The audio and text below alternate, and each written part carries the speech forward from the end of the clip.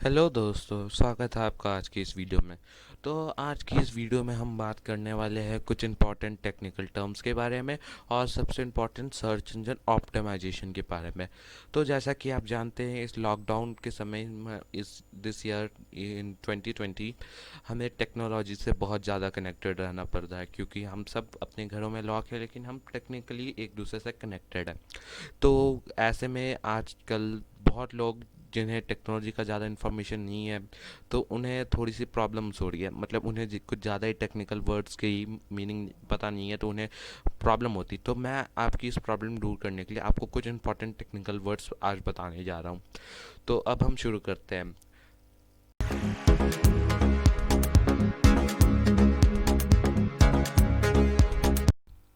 So friends, तो हमारा सबसे पहला टेक्निकल टर्म है कंटेंट क्यूरेशन। तो आइए जानते हैं ये कंटेंट क्यूरेशन होता क्या है। तो कंटेंट क्यूरेशन में हमारे पास एक आदमी रहता है जिसे हम कहते हैं क्यूरेटर। तो ये क्यूरेटर करता क्या है? तो ये जो हमारे पास ये आदमी है, इसे कहते हैं हम क्यूरेटर। तो ये क्यूरेटर किसी भी सोशल मीडिया साइट पे गया, ओके, और उसने किसी पर्टिकुलर टॉपिक के बारे में कुछ इन्फॉर्मेशन फाइंड की। ओके, तो ये सिर्फ किसी एक साइट पे नहीं जाएगा, ये ढेर सारी मतलब ये ढेर सारी वेबसाइट्स को सर्व करेगा और उस टॉपिक के बारे में वो डेटा इकट्ठा करेगा। ओके, तो उसने जो भी डेटा इकट्ठा किया वो उसका एक डेटाबेस क्रिएट करेगा। और अब उसने एक डेटाबेस क्रिएट कर लिया, तो इसके आगे का स्टेप ये है कि उस डेटाबेस को वो किसी भी सोशल मीडिया साइट या किसी दूसरे ब्लॉगिंग साइट पे पोस्ट कर देगा। तो उसने जो डेटा सोशल मीडिया साइट या किसी ब्लॉगिंग साइट पे पोस्ट किया वो उसका ओरिजिनल कंटेंट तो था नहीं, तो इसे हम कॉपीड कंटेंट कह सकते हैं। लेकिन आजकल की टेक्नोलॉजी में हम कॉपीड कंटेंट का ज़्यादा यूज़ नहीं करते। तो हम कहते हैं द कंटेंट इज क्रिएटेड, मतलब वो कंटेंट को दूसरी जगह से लिया गया। ओके, और ऐसा जो बंदा करता है उसे कंटेंट क्रिएटर कहते हैं। ओके, तो ये बंदा हमारे लिए कंटेंट क्रिएटर है। तो मेरे ख्याल से आपको ये कंटेंट क्यूरेशन क्या होता है आपको समझ में आ गया होगा। अब हम आगे बढ़ते हैं एम्बेडिंग की तरफ। तो हम देखते हैं ये एम्बेडिंग होती क्या है। सो अब हमारा नेक्स्ट टेक्निकल टर्म है एम्बेडिंग। तो अब हम देखते हैं एम्बेडिंग होता क्या है। तो एम्बेडिंग बहुत ही आसान चीज़ है। ओके, तो जैसे कि आप दूसरे वेबसाइट्स पे जाते हैं, मतलब आप कोई रैंडम XYZ वेबसाइट पे सर्व किया, तो आप वहाँ पे देखते कि उस वेबसाइट में आपको एक यूट्यूब का पोस्ट एम्बेडेड है। मतलब ये एक मेरे पास मैंने अभी एक कंप्यूटर स्क्रीन बनाई और ये आदमी गूगल खोल के एक XYZ वेबसाइट पे जाता है। ओके, अब वहाँ पे उसे एक यूट्यूब का पोस्ट मिलता है। ओके, मतलब यूट्यूब का पोस्ट बोल रहा हूँ मैं, यूट्यूब का एक वीडियो मिलता है। तो यूट्यूब का वीडियो तो वो यूट्यूब पे प्ले नहीं हो रहा है ना, वो दूसरे प्लेटफॉर्म पे प्ले हो रहा है। तो क्या किया गया, उस यूट्यूब के वीडियो को इम्पोर्ट कर दिया गया, मतलब इम्बेड कर दिया गया। उसको यूट्यूब से इम्पोर्ट करके अपने वेबसाइट पे आपने इम्बेड कर दिया, मतलब उसको आपने ढसा दिया। मतलब कि आपको, मतलब एम्बेड के हिंदी में मीनिंग होता है उसको ढसा देना। तो आप यही समझ सकते हैं, दूसरे चीज़ को आप अपनी वीडियो में एम्बेड करते हैं, मतलब दूसरे साइट का कंटेंट आप अपने वेबसाइट पे डाल देते हैं। ओके, तो ये हो गया एम्बेडिंग। तो अब मैं आपको इनमें दिखाता हूँ हम एम्बेड कैसे कर सकते हैं। मतलब कि बहुत लोग जानना चाहेंगे कि हम किसी यूट्यूब वीडियो को अपने वेबसाइट पे एम्बेड करना चाहते हैं तो हम कैसे करते हैं। तो मैं आपको बताता हूँ उसे कैसे करते हैं। तो जैसा कि आप देख सकते हैं, मैंने अभी अपने सामने गूगल क्रोम खोल लिया है। तो सबसे पहले मैं यूट्यूब पे जाऊँगा। ओके, और यूट्यूब पे जाने के बाद मैं देखूंगा मुझे कौन सी वीडियो को अपनी में एम्बेड करना है। तो मैं चाहता हूँ मैं इस वीडियो को अपने वीडियो में एम्बेड करूँ। ओके, तो मैं सबसे पहले जाऊँगा शेयर ऑप्शन में, फिर ये एम्बेड है। ओके, और ये जो कोड यहाँ पे दिखेगा ना, मुझे बस ये कोड कॉपी कर लेना है। मुझे कुछ ज़्यादा नहीं करना, मुझे इसका कोड कॉपी कर लेना है। और मैंने इस कोड को कॉपी कर लिया। ओके, तो अब मेरा नेक्स्ट टास्क है मुझको अपने HTML कोड में इसको डालना। ओके, तो मैं भी दिखाता हूँ कि कैसे करना है ये। तो देख सकते हैं जैसा कि मैंने अपने सामने HTML खोल लिया है। तो HTML में मेरे को करना क्या है, सबसे पहले मेरे को HTML लैंग्वेज का यूज़ करके हम एम्बेड करते हैं। मैं आपको एक चीज़ बताना चाहता हूँ, अगर हम जो एम्बेडिंग करते हैं वो HTML लैंग्वेज का यूज़ करके करते हैं। तो मैंने एक बेसिक HTML प्रोग्राम बना लिया। अब मैं इसके बॉडी में डालता हूँ, मैं यहाँ पे इसको हेडिंग में डालता हूँ। तो मैं अपने हेडिंग में डालता हूँ एम्बेडिंग। एम्बेडिंग, मैं अपनी हेडिंग क्लोज कर देता हूँ। अब देखिए, अब आपका नेक्स्ट पार्ट होता है इस कोड के बाद आपको जहाँ पे भी अपना वीडियो शो करना, आप वहाँ से अपना कोड पेस्ट कर दीजिए। जो मैंने कोड लाया था मैंने उसे यहाँ पेस्ट कर दिया, बस वो कोड पेस्ट हो गया। उसके बाद मैं अपना HTML प्रोग्राम कंप्लीट कर लेता हूँ। मुझे बॉडी से इंक्लोज करना है, मैंने ये बॉडी लिया, अब मैंने पूरा प्रोग्राम एंक्लोज कर दिया। ओके, अभी मेरा पूरा प्रोग्राम एंक्लोज हो चुका है, तो मैं इसे सेव कर लेता हूँ। अब मैंने इसे सेव कर लिया। ओके, तो अब मैं इसे अपने गूगल क्रोम पे खोल के देखता हूँ। तो जैसा कि देख सकते हैं आप, मैंने उसे अब गूगल क्रोम पे खोल लिया और आप देख सकते हैं आपको सेम टू सेम वीडियो मिला है। अब मैंने यहाँ क्लिक किया, मैं इसे देख सकता हूँ। ओके, अब देखिए ये वीडियो एंड होने के बाद मेरे को ऐसे और सजेशंस मिलेंगे यहाँ पे। ओके, लेकिन ये जो सजेशंस है ये आपके अब एक्चुअल यूट्यूब प्लेटफॉर्म पे खुलेंगे, ये यहाँ नहीं सुने खुलेंगे, क्योंकि मैंने एम्बेड से ये वीडियो की थी और यहाँ पे जैसे यह देख सकते हैं एम्बेडिंग लिखा हुआ है। तो मेरे ख्याल से आपको एम्बेडिंग अच्छे तरीके से समझ में आ गई होगी। अब हम अपने नेक्स्ट टर्म पे पढ़ते हैं। तो हमारा नेक्स्ट टर्म पे अब हम बढ़ तो अब हमारा नेक्स्ट टर्म है यूज़र जनरेटेड कंटेंट। सो दोस्तों अब हमारा तीसरा वर्ड है यूज़र जनरेटेड कंटेंट। तो जैसा कि आप देख सकते हैं मेरे स्क्रीन पे कोको कोला पीता हुआ आदमी है। आप सोचेंगे यूज़र जनरेटेड कंटेंट और कोको कोला पीते हुए आदमी का क्या रिश्ता है। ओके, रिश्ता इनका कुछ ज़्यादा नहीं है। मतलब कि मेरे पास कोई आदमी है, उसने ये कोको कोला पी और उसने एक यूट्यूब या फेसबुक में अपनी एक पोस्ट डाल दी। ओके, ये कोको कोला और ये पीते हुए उसने फेसबुक या इंस्टाग्राम या किसी भी सोशल मीडिया साइट पे अपनी ये पोस्ट डाल दी। और जो कोको कोला का कंपनी मैनेजर या फिर उसका कोको कोला का कोई भी आदमी एज अ वर्कर, उसे इसकी पिक्चर बहुत पसंद आई और उसके चेहरे का हाल कुछ इस तरह हो गया। तो अब वो ओनर जिसका हाल कुछ वैसा हो गया था जैसे मैंने आपको दिखाया था, अब वो चाहता है कि वो इस बंदे के पिक्चर अपनी एडवर्टाइजिंग में यूज़ करे। मतलब बेसिकली मैं ये कहना चाहता हूँ, वो यूज़र मतलब वो ओनर जो उस समय कोको कोला का ओनर है, वो चाहता है कि उसकी जो कंपनी है इसके कारण उसकी प्रोडक्ट की एडवर्टाइजिंग बढ़े। मतलब कि उसके चेहरे और एज अ लाइक कि इन्फ्लुएंसर की तरह काम कर रहा है। ओके, ये आदमी एक इन्फ्लुएंसर की तरह काम कर रहा है। मतलब इन्फ्लुएंसर का वो काम क्या होता है, इन्फ्लुएंसर किसी प्रोडक्ट को बढ़ावा देते हैं या किसी ट्रेंड को बढ़ावा देते हैं। ओके, तो ये एक इन्फ्लुएंसर की तरह काम कर रहा है कि ये कोको कोला पी रहा है और कोको कोला प्रोडक्ट को बढ़ावा दे रहा है। ओके, इनसे फ़ायदा होता है कंपनी वालों को, उनको होता है उनका प्रोडक्ट आगे बढ़ेगा। ओके, तो हम यहाँ देख सकते हैं ये जो कंटेंट है, ये कोको कोला पीते हुए पिक्चर, ये आदमी की जो पिक्चर है वो कंपनी वालों की तो है नहीं, लेकिन उन्हें ये अच्छी लगी। ओके, तो इन्होंने क्या की, उन्हें ये अच्छी लगी तो उन्होंने इसे कर दिया भाई, अब हम इसकी पिक्चर ही प्रमोट करेंगे।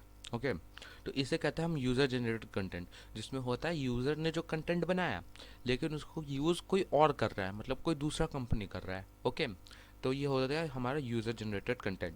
तो अब हम आगे बढ़ते हैं बाउंस रेट की तरफ। तो बाउंस रेट एक इजी कंसेप्ट है, वो सिर्फ 1 मिनट, मुश्किल से 1 मिनट का एक कंसेप्ट है बाउंस रेट। तो हम उसे 1 मिनट में समझ सकते हैं। दोस्तों अब हम बात करेंगे बाउंस रेट के बारे में। तो हम देखते हैं ये बाउंस रेट होता क्या है। तो बाउंस रेट को हम डिफाइन कर सकते हैं।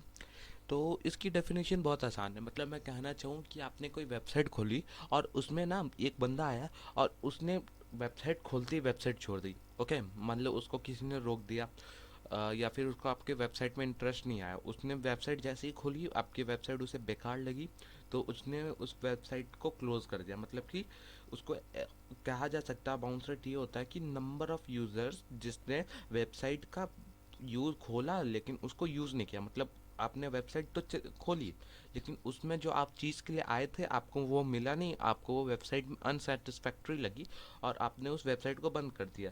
तो वेब हायर बाउंस रेट का मतलब होता है कि यूज़र का जो कंटेंट है, मतलब जो कंटेंट डाल रहा है वो यूज़र वेबसाइट पे, वो लोगों को पसंद नहीं आ रहा है। तो बाउंस रेट मतलब बाउंस रेट कम रखना एक यूज़र के लिए बहुत प्राइम मोटिव होता है, क्योंकि अगर उसकी बाउंस रेट ज़्यादा होगी तो उसे ज़्यादा इनकम नहीं मिल सकती है।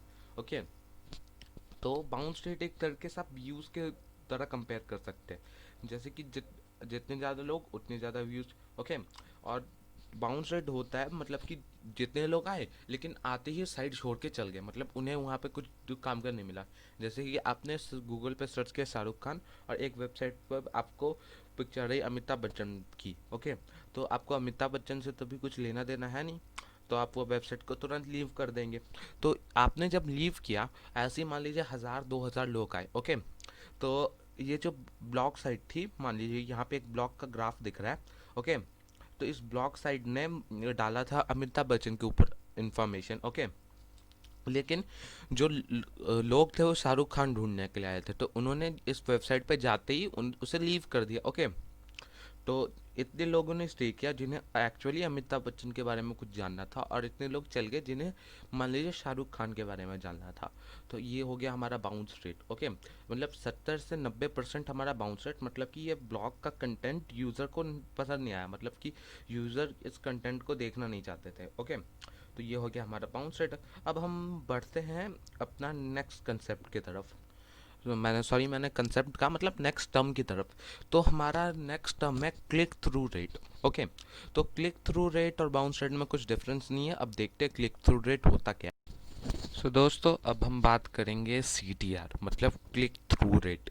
तो वो CTR होता क्या है? तो बेसिकली CTR कुछ होता नहीं है, मतलब ये बाउंस रेट की तरह है। बाउंस रेट दिखाता है कि बाउंस रेट ज़्यादा तो यूज़र आपके इंटरेस्टेड नहीं है वेबसाइट पे, और CTR ज़्यादा तो मतलब यूज़र एक तरीके से वेबसाइट पे इंटरेस्टेड है। तो CTR में होता क्या है, मेरे पास कोई वेबसाइट बनाई मैंने, ओके। तो वेबसाइट का मैंने नाम रखा XYZ, ओके। तो XYZ वेबसाइट पे मेरे पास एक लिंक थी जो मुझे दूसरी जगह लेके जाती थी। मतलब मैं कह रहा हूँ कि वो दूसरे वेब पेज से लिंक होती है, ओके। तो यहाँ पे कोई लिंक है जो मुझे दूसरे वेब पेज पे लेके जाएगी, ओके। तो ये CTR मेजर करता है कि कितने लोगों ने इस लिंक पे क्लिक किया, मतलब the number of person who click on the link with in the website. मैंने कुछ ज़्यादा इंग्लिश कह दी, मतलब इसका मतलब है कि कितने लोगों ने एक वेबसाइट पे पड़ी हुई लिंक पे क्लिक किया। तो ये आपका क्लिक थ्रू रेट होता है, ओके। तो क्लिक थ्रू रेट हम उस वेबसाइट को कैलकुलेट करते हैं। आप क्लिक करके दूसरे वेब पेज पे पहुंचेंगे, ओके। तो इस वेब पेज का क्लिक थ्रू रेट बढ़ेगा, ओके। ना कि इस वेबसाइट पे जहाँ से हमको ये लिंक मिला है। तो जो इस वेब पेज पे हम पहुंचेंगे उसका हमारा क्लिक थ्रू रेट बढ़ेगा, ना कि इस वेबसाइट का जिस पे हम थे पहले, ओके। मतलब कि इसका मतलब ये है कि कितने लोग आपके लिंक से इम्प्रेस्ड होके, या उस वेबसाइट पे जो कंटेंट था उससे इम्प्रेस होके इस इम्प्रेशंस के कारण आपके वेब पेज पे आए, मतलब कि आपके वेबसाइट पे कुछ बढ़िया कंटेंट था। तो इसको कहते हैं हम CTR यानी क्लिक थ्रू रेट, ओके। तो अब हम अपने नेक्स्ट कंसेप्ट पे बढ़ते हैं। तो अब हम अपने दूसरे कंसेप्ट, मतलब कंसेप्ट बोल रहा हूँ, दूसरे टॉपिक पे बढ़ते हैं जिसका नाम है कन्वर्जन रेट ऑप्टिमाइजेशन। तो ये कन्वर्जन रेट ऑप्टिमाइजेशन ये कुछ ज़्यादा इंपॉर्टेंट टर्म नहीं है, ये मार्केटिंग वालों के लिए, मतलब जो टेक्नोलॉजीज के साथ रिलेटेड है, जिनकी IT कंपनीज है उनमें जो मार्केटिंग करते हैं उनके लिए इंपॉर्टेंट होता है कन्वर्जन रेट ऑप्टिमाइजेशन। तो बेसिकली होता क्या है, ओके। तो आप किसी वेबसाइट पे गए, तो वेबसाइट में दो तरीके के कस्टमर्स हो सकते हैं, एक नॉन पेड कस्टमर्स, एक पेड कस्टमर, ओके। तो ये जो CRO मतलब कन्वर्जन रेट ऑप्टिमाइजेशन ये होता है कि आपके कितने कितने non paid customer paid customer में कन्वर्ट हो गए। इसका मतलब है ये में एक मार्केटिंग का सिस्टम है, ओके। तो ये कोई डेटा या परसेंटेज नहीं है कि जिसको आप मेजर कर सकते हैं, ये एक मार्केटिंग का सिस्टम है, ओके। तो CRO में होता है कि आप कोई वेबसाइट पे गए, ओके। तो वेबसाइट वाले आपसे कुछ लॉगिन करने के लिए कहते हैं, कुछ वेब फॉर्म बनाने के लिए कहते हैं, आपको ट्रायल देते हैं कि आप उसकी वेबसाइट को देखें कैसा है, ओके। तो ये होता है CRO का पार्ट, मतलब क्लिक कन्वर्जन रेट ऑप्टिमाइजेशन का पार्ट, मतलब कि आपको कन्वर्ट किया जा रहा है नॉन पेड से पेड कस्टमर की ओर, ओके। तो इससे ना फ़ायदा तो कंपनी वालों को होता है, लेकिन आपको वो ट्रायल देते हैं, आपको वो क्या कहते हैं, आपको ट्रायल मिलेगा उस कंपनी का। आपको कुछ समय के लिए फ्री ट्रायल मिलेगा, और आपको ट्रायल पसंद नहीं आया तो आपके पैसे भी वापस कर देते हैं। और फिर आपको ये भी मिल सकता है, आपको आपसे वो वेब फॉर्म्स पढ़ाते हैं, आपको साइन इन करने के लिए कहते हैं। तो आपको धीरे धीरे, आपको नॉन पेड कस्टमर थे लेकिन आपको धीरे धीरे उनकी जो सर्विसेज और सिस्टम्स आपको अच्छे लगने लगती है, तो आप उसके बाद आप उसके पेड कस्टमर बन जाते हैं। तो ये होती है स्ट्रैटेजी, ओके। तो ये होती है हमारी IT कंपनीज की स्ट्रैटेजी, नॉन पेड को पेड में कन्वर्ट करने के लिए। और इस स्ट्रैटेजी को काम में लाने के लिए हम कन्वर्जन रेट ऑप्टिमाइजेशन, ये एक मार्केटिंग सिस्टम है, हम उसका यूज़ करते हैं, ओके। तो ये मार्केटिंग से रिलेटेड है, तो ये ज़्यादा इम्पोर्टेंट नहीं है, लेकिन आपको ये जानना चाहिए क्योंकि बहुत सारे लोग रहते हैं, वो हमारे नॉन पेड कस्टमर्स बहुत हैं, मतलब उन्हें कुछ फीचर्स अच्छे लगे तो वो पेड कस्टमर में हो जाते हैं। तो आपको जानना चाहिए उनके क्लिक कन्वर्जन रेट ऑप्टिमाइजेशन ठीक है कि नहीं, मतलब कि कुछ के कन्वर्जन रेट ऑप्टिमाइजेशन ठीक नहीं होता है, मतलब उनकी पॉलिसीज़ ठीक नहीं होती है। ओके, तो आपको ये जानना चाहिए उनके कन्वर्जन रेट ऑप्टिमाइजेशन की पॉलिसीज़ कैसी है। ओके, जब भी आप किसी भी वेबसाइट पे नॉन पेड से पेड कस्टमर बनने जा रहे होंगे, तो अब हम अपने लास्ट टॉपिक पे आते हैं। लास्ट टॉपिक जो है हमारा लास्ट टेक्निकल टर्म है, एसईओ, मतलब सर्च इंजन ऑप्टिमाइजेशन। ओके, तो मैं अभी सर्च इंजन ऑप्टिमाइजेशन के बारे में अब डिस्कस करते हैं। अब हम अपने मेन कंसेप्ट पे आते हैं, मतलब मेन टॉपिक पे आते हैं जिस पे आज की वीडियो बेस्ड है। तो आज की हमारी video SEO, search engine optimization पे बेस्ड है। तो ये बहुत इंपॉर्टेंट चीज़ होती है और इसको जानना इम्पॉर्टेंट है क्योंकि इसी पे आपको वेबसाइट की रैंकिंग होती है। वेबसाइट की रैंकिंग का कहने का मतलब मेरा ये है कि आप कोई भी कंसेप्ट सर्च करते हैं, मान लीजिए मैंने ये एसईओ की पिक के लिए भी सर्च की, मैंने लिखा search engine optimization picture. Okay, तो मेरे पास ढेर सारी वेबसाइट आई जिनमें पिक्चर थी। ओके, तो सबसे पहले कोई XYZ वेबसाइट है, उसके बाद कोई फलाना चलाना वेबसाइट है। ओके, तो ये डिसाइड कैसे होता है कि कौन सी वेबसाइट सबसे पहले आएगी, और उससे भी पहली बात कि पता कैसे चलता है कि वेबसाइट आएगी कैसे, मतलब कि वेबसाइट आएगी कैसे, गूगल को कैसे पता चलेगा कि हमको ये पर्टिकुलर इन्फॉर्मेशन चाहिए। ओके, तो ये सब होता है सर्च इंजन ऑप्टिमाइजेशन के कारण। तो सर्च इंजन ऑप्टिमाइजेशन 3 पार्ट्स का कंसिस्ट होता है। तो सबसे पहला पार्ट होता है इसका बॉट स्पाइडर, दूसरा पार्ट पेज इंडेक्सिंग और तीसरा पार्ट रैंकिंग। ओके, तो अब हम इन तीनों पार्ट को आराम से डिस्कस करते हैं। तो दोस्तों अब हम अपना सबसे पहला पार्ट देखते हैं, बॉट, जिसको हम स्पाइडर भी कह सकते हैं, दूसरा नाम है बॉट का, बॉट स्पाइडर्स, बॉट स्पाइडर्स, वो मैं थोड़ा अच्छा से लिख नहीं रहा हूँ, बॉट स्पाइडर्स। ओके, बॉट से स्पाइडर। तो बेसिकली ये बॉट और स्पाइडर करते क्या। ओके, तो बॉट और स्पाइडर्स का कुछ काम ये होता है कि गूगल के पास अपना एक डेटाबेस रहता है, मतलब कि गूगल ना अपना सारा इन्फॉर्मेशन एक जगह स्टोर करके रखता है। ओके, तो वो इन्फॉर्मेशन स्टोर करके रहता है, और जब कि कुछ सर्च करते हैं तो ये बॉट और स्पाइडर रहते हैं, तो ये एक प्रोग्राम होता है। तो जैसे कि आपने बहुत जगह बॉट्स देखे होंगे ना, कि दिस चैट बॉट, ये सब बॉट। ओके, तो ये सब एक कंप्यूटर प्रोग्राम होते हैं, और ये बॉट करते क्या है? तो ये बॉट जाते हैं वो डेटाबेस में, सर्च करते हैं आपका पर्टिकुलर इंफॉर्मेशन। ओके, तो मान लीजिए मैं गया वेबसाइट पे। ओके, मैं अभी आपको गूगल खोल के दिखाता हूँ। जैसा कि आप देख सकते हैं मैंने गूगल खोल लिया, तो मान लीजिए मैं इस पे सर्च करता हूँ पॉल्यूशन के बारे में। ओके, मैंने लिखा पॉल्यूशन। ओके, जैसा कि आप देख सकते हैं सबसे पहले है nationalgeographic.org। ओके, ये एक वेबसाइट है, इसका सबसे पहले रैंक नाम आया। ओके, तो हमने सबसे पहले इस वेबसाइट का नाम आया। ओके, उसके बाद ये वेबसाइट है विकिपीडिया, ब्रिटानिका। ओके, तो आप जैसा कि देख सकते हैं गूगल ने हम सिर्फ एक पेज में हमें नहीं दिया, गूगल के पास ऐसे 10-10 पेज है। ओके, हम 10th पेज पे गए, उसके बाद भी गूगल के पेजेस कभी ख़त्म ही नहीं हो रहे। ओके, तो गूगल के पास ढेर सारे पेजेस है। तो अब हम पेज 1 पे जा रहे हैं। तो जैसे कि आप देख सकते हैं, ये जो ब्रिटानिका वो नेशनल ज्योग्राफिक वाली साइट है, इसे फर्स्ट रैंक मिली, और जो हम पेज नंबर 14 पे जाएंगे वहाँ पे कोई वेबसाइट है, उसे सबसे लास्ट रैंक मिली। तो ऐसा क्यों है? तो आप कहेंगे कि ये वेबसाइट की ज़्यादा रेटिंग है, ये है, वैसा कुछ नहीं है। तो गूगल का ना अपना एक पार्ट रहता है, तो करते क्या है, सबसे पहले जो हमारे स्पाइडर्स और जो बॉट्स होते हैं, ओके, हमारी जो स्पाइडर्स और बॉट्स, वो गूगल का डेटाबेस छान मारते हैं। ओके, तो गूगल के डेटाबेस में सारी इन्फॉर्मेशन स्टोर रहती है ना, तो वो गूगल का डेटाबेस छान मारते हैं। ओके, मतलब सर्च करते हैं, तो उनके पास ना डेटाबेस में जो भी पोल्यूशन से रिलेटेड टॉपिक था, ओके, मतलब पोल्यूशन से रिलेटेड जितना भी इंफॉर्मेशन है उन्होंने जमा कर लिया, और उनको अपने एक स्मॉल डेटाबेस बना लिया पोल्यूशन टॉपिक का। ओके, अब उसके बाद क्या होता है, उसके बाद आती है पेज इंडेक्सिंग की बारी। तो अब हम देखते हैं पेज इंडेक्सिंग क्या होती है। अब बारी आती है इंडेक्सिंग। तो इंडेक्सिंग कुछ नहीं है, जो बॉट्स और स्पाइडर्स ने जो इन्फॉर्मेशन की ना, ओके, तो इन्फॉर्मेशन को डायरेक्ट लेके आपको दे नहीं सकते ना, उनको भी इन्फॉर्मेशन को एक जगह पहले स्टोर करना पड़ेगा ना। जो क्लाइंट रहता है उसे सर्वर से देने से पहले उसको भी उस इंफॉर्मेशन को स्टोर करना पड़ेगा। तो इसका मतलब ये है कि जो हमारा जो बॉट्स स्पाइडर रहते हैं उन्होंने जो क्लाइंट इंफॉर्मेशन मिली उन्हें, जो इंफॉर्मेशन उन्हें डेटाबेस से मिली, मान लीजिए उनके पास 35 इंफॉर्मेशन ओके मिली उनको डेटाबेस से, तो वो 35 इंफॉर्मेशन को जोड़ के एक डेटाबेस, स्मॉल डेटाबेस क्रिएट करेंगे ओके। तो और फिर इसी डेटाबेस के में वो पेजेस को रैंक करेंगे, मतलब कि कौन सा पेज पहले आएगा कौन सा पेज बाद में आएगा ओके। तो अब हम तीसरे स्टेप पे चलते हैं, और जो तीसरा स्टेप है उसका नाम है सर्च एल्गोरिथम, और यही सबसे इम्पोर्टेंट पार्ट है जिसके कारण हम पेजेस देख पाते हैं। तो अब हम चलते हैं अपना सर्च एल्गोरिथम। तो आपने तो बहुत सारे एल्गोरिथम का मतलब तो आपको पता ही होगा, ये मैथमेटिकल टर्म है और ये कंप्यूटर से बहुत ज़्यादा रिलेटेड है। मैथमेटिक्स में यूज़ होता है लेकिन कंप्यूटर के लिए एक इम्पॉर्टेंट चीज़ है ओके। तो अब हम सर्च एल्गोरिथम में देखते हैं, तो ये सर्च एल्गोरिथम करता क्या है ओके।